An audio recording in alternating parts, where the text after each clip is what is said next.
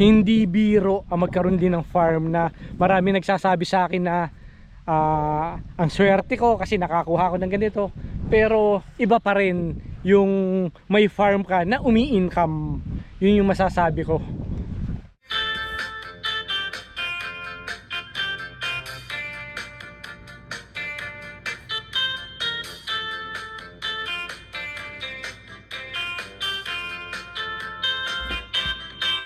Magandang araw mga kapanyero. Welcome back po sa ating channel. Ito, nandito naman tayo sa farm. Nandito tayo sa harapan nga pala yan, no? Tinitignan ko yung farm natin kung gaano kadumi. Ito, napakadumi na talaga, di ba? Kaya ito, oras na para maglinis kasi tapos na yung pag-uulan, tapos na yung pag ano nung dandalayon. Maglilinis na tayo, magsisimula na tayo, pero hindi pa tayo magmo-mower. Mag-ano lang tayo, mag-grass cutter lang tayo dito sa gilid nung ating harapan. Itong area ng mga halaman natin yan. Kung makikita nyo yan, hindi kayang daanan yan kasi ng mower. Mataas kasi yung gilid nito, may tambak na lupa. Kasi ang ginagamit natin sa gilid na to, grass cutter. Kanina pa ako rito, nakapagsimula na ako rito. Hindi na ako nakapag-video kanina kasi mabilisan yung galawan niya yun dito. Hindi tayo pwedeng papetik-petik kasi baka bigla na namang umulan. Pero sa nakikita ko naman na panahon ngayon, parang wala man lang ako nakitang dilim. Ito yung ano natin, ito yung grass cutter natin na ginagamit. Pero nakita nyo ito, nalinisan ko na yung gilid na yan. Yung isang hilera na to, tapos yung kabilang hilera nalinisan ko na rin. Ayan, pero ano pa to, hindi pa ito yung talagang linis.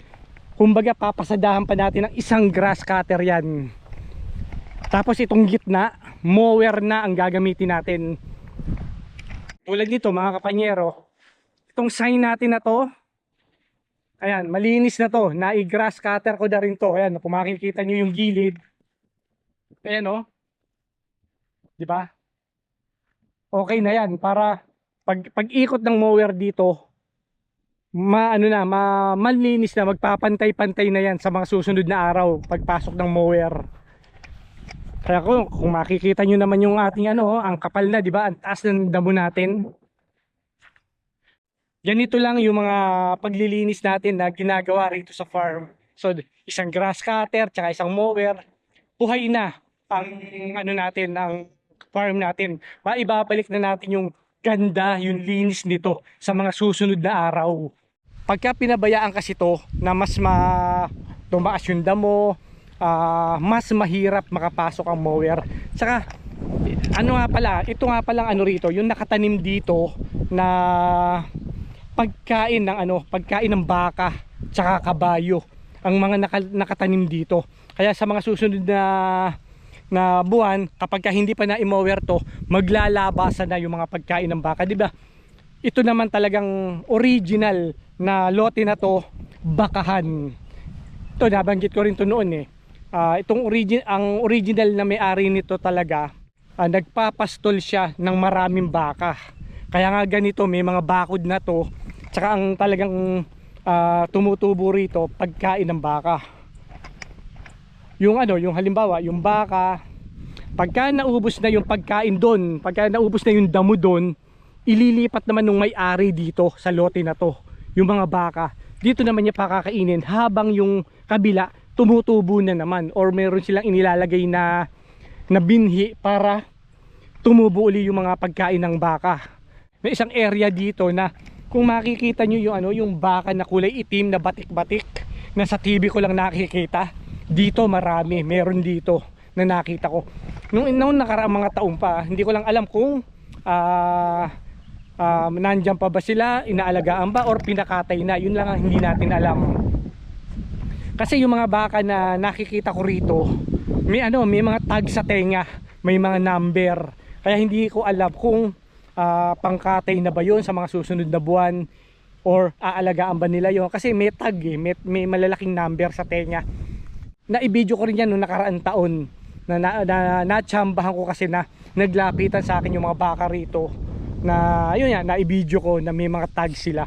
Pero sa ngayon mga kapanyero, dun yun dun sa area na yun maggagaling yung mga baka, pero sa ngayon wala pa. Ewan na lang natin kung meron ba silang darating, pero taon-taon naman nakakakita ko mga bandang July na may malaking truck na darating, tapos magbababa siya ng maraming maliliit na baka na magpapakain, pero wala pa kasi damo, hindi pa tumutubo yung mga damo, kaya wala pa.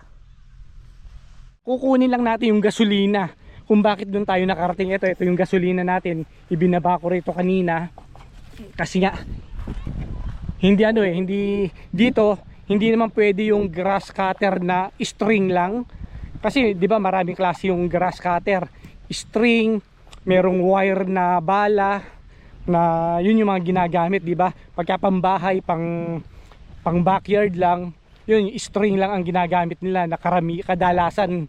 Pero dito mga kapanyero, ito yung ginagamit natin, ito yung bala talaga natin, bakal siya. Dahil nga pagka napabayaan nyo yung mga damo na yan, napakatitigas niyan, hindi kaya ng string. Nung unang mga taong ko rito nga pala yan, bumili ko ng ganyan grass cutter, tapos string lang, wala, hindi niya maputol yung mga damo rito. Kaya nga nung mga sumunod na taon, eto ayan nakakuha tayo ng ganitong klaseng grass cutter na di gasolina. Pang ano na to, siguro itong grass cutter na to pang 4 na taon ko nang ginagamit. Buti nga umandar ngayon kala ko kasi hindi aandar, ang tagal kong hinihila kanina para umandar, tas yun, buti napaandar ko, pero nangawit din ako kapapag andar. Siguro kailangan sa susunod na taon bago ko gamitin, kailangan na i-maintenance to. Siguro palitan natin, alam ko may spark plug to titignan natin, baka medyo luma na yung spark plug nya, pang 4 na taon o pang 5 sa isang taon, so kailangan ng i-maintenance. Pero ganito ang klase ng bala. Pero ito mga kapanyero, dapat to inuuwi ko sa Edmonton para hasain. Pero sa 4 na taong kung paggamit nito, kailangan na to palitan. Share ko na lang rin sa inyo. Ganito sana maging halaman natin, di ba? Ganyan kadami, ganyan kabilog, di ba? Ayan pagitan ng 2 pine tree, meron tayong isang bilog rito, di ba? Na mas maganda. I-share ko lang sa inyo na habang nagpapahinga tayo, nagbibideo na rin tayo, nag-share na rin ako sa inyo. Itong grass cutter din natin na to, hindi ko to dinidire-diretso. Kumbaga parang hinihinto ko rin pagka medyo alam kong mainit na ilang minuto na rin na ginagamit. Humihinto talaga ako para ipahinga. Ganon din naman yung mower. Syempre, hindi natin pwedeng puwersahin, di ba? Kumbaga alalay lang ang paggamit natin ng mga gamit dito. Dahil nga pagka nasira, mas malaking problema, mas malaking gastos pagka hindi tayo maalaga sa mga gamit natin. Kaya ganun din sa inyo mga kapanyero, kapag may mga gamit kayo, tatagal ang gamit, basta't alagaan nyo lang, alalay lang yung gamit. Kung alam nyo na medyo kailangan ipahinga, para lang din yung tao na kailangan natin magpahinga, di ba? Kaya nga i-share ko na rin sa inyo yung mga negative impact ng farming na katulad nito na ginagawa ko. Na unang negative nito talaga, magastos. Kasi nga ito talaga nagsimula ito sa as in wala, di ba? As in bukid na bukid lang, tapos hanggang sa umaunti-unti na pagde-develop, di ba? Pangalawa, matrabaho, dahil nga kung wala kang equipment na magaganda rito, talagang mano-mano ang gagawin mo, di ba? Talagang napakahirap ng nagsisimula kapag ganitong farming. Susunod, wala ka namang income na nakukuha sa farm na to, di ba? Kumbaga talagang laruan lang naman to, ganun nga. Kaya nga kayo, kung halimbawa nga na gusto nyo mag-farm, isipin nyo muna, mag-isip muna kayo ng maraming beses kung kukuha kayo ng farm. Kung hindi nyo lang din talaga kakayanin yung trabaho ng farming, mas mahihirapan kayo, mas matatalo kayo. Yun ang maipapayo ko sa inyo mga kapanyero, kung sino yung mga gustong mag-farming na katulad nito. Pero kung halimbawa naman, yung farm na makukuha nyo, tulad sa atin sa Pilipinas na all season, iisang lang, di ba, wala namang snow, pwede kayong makakuha ng income kung magkakaroon kayo ng kambingan, manukan, babuyan, yung mga ganun. Pero yung mga katulad natin dito sa Canada, na dito sa Edmonton, na ganito ang makukuha nating klima, talagang talo. walang income, lalong-lalo pa kung halimbawa hindi nyo rin na titirahan na katulad ko, hindi naman ako dito nakatira. Kumbaga, hindi ko rin pinakikinabangan to. Talagang summer lang ako nakikinabang rito sa ganitong sitwasyon, di ba?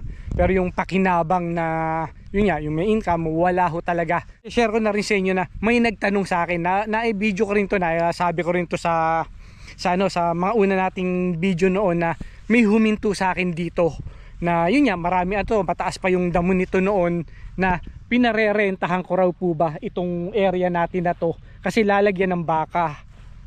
Siyempre ako naman noong mga time na yon, wala naman akong kabalak-balak talaga na na parentahan to, dahil nga yung mga tanim natin maliliit. Unang-una, matatapakan lang ng mga baka. Kung parerentahan ko tapos maghahangad ako sa maliit na rent ng bayad, yun lahat naman ng mga tanim mo masisira, lahat naman matatapakan yan, wala ring mangyayari, wala ring kahihinatnan yung pagod mo. Kaya nga sabi ko dun sa nagtanong sa akin na yun, talagang hindi ko para rerentahan.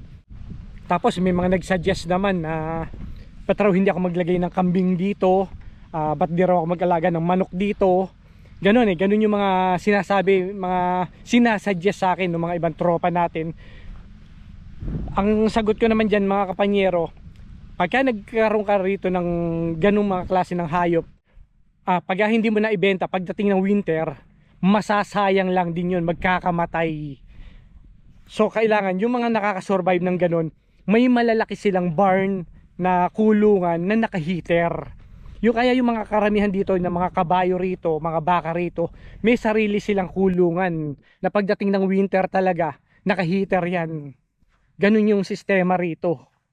Napakalaking pondo nun, di ba? Pagka ganun ang ginawa ko, na hindi ko kagad mababawi yung pagpapagawa nun. At wala akong pagkukuhanan ng ganung kalaking puhunan.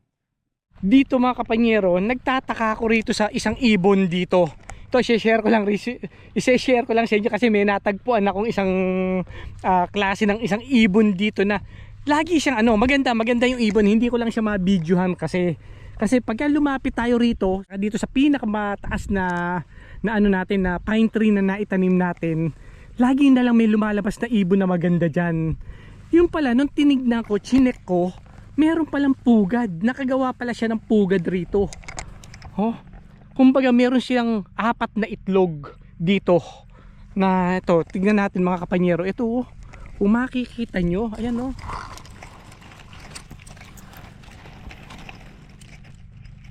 kung nakikita nyo mga kapanyero, yung 4 na itlog na yan, ayan so nakagawa siya ng pugad rito.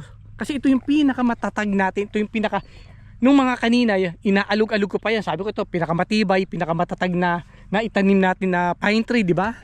Yung pala, meron palang itlog dito, nakagawa pala siya.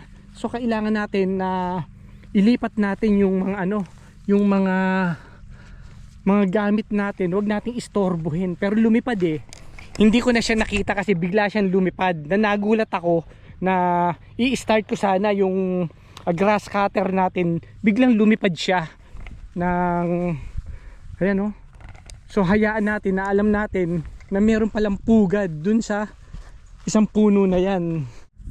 Buti na lang nakita ko kasi madalas kong alugin yan, yung isang puno na yan, kasi nga ang tibay ang tatag na, di ba? Inaalog-alog ko lagi yan. Yung pala meron palang itlog. Ay, buti na lang hindi buti na discover ko kagad, buti nakita ko kagad. Kaya mga kapanyero, tara, tuloy na natin yung gagawin natin. Umalis na nga pala tayo, lumayo tayo ron. At least alam natin na hindi na ako lalapit dun sa isang yan, na hanggang sa mapisa na siya, di ba? Kaya dito ayan mga kapanyero, mag-ano na tayo. Kaya yan, ituloy na natin yung ginagawa natin, di ba?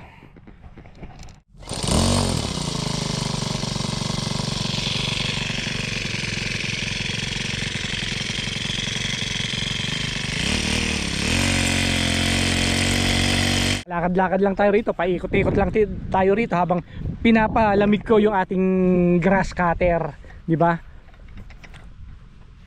Kasi sunod-sunod yan ang tagal kong ginamit kanina, baka mapuwersa yung gas cutter natin, mas lalong mahirap, di ba? Kaya nga ipahinga muna natin habang nag-share ako sa inyo kung ano yung mga negative impact rin ng pagpa-farm dito, na masasabi kong hindi biro ang magkaroon din ng farm. Na marami nagsasabi sa akin na ang swerte ko kasi nakakuha ko ng ganito, pero iba pa rin yung may farm ka na umi-income. Yun yung masasabi ko. Kung bago ka lang sa ating channel, huwag niyo naman kalimutan mag-subscribe. Pakipindot naman ng ating subscribe button para suporta sa ating channel. Gayun din mga kapanyero, makita nyo, masubaybayan nyo, updated kayo sa mga development natin dito ngayong season na to, na pagde-develop natin ng Deladinco Farm dito sa Alberta, Canada. Di ba? Napakasaya. Kaya mga kapanyero, maraming salamat. Hanggang sa muli.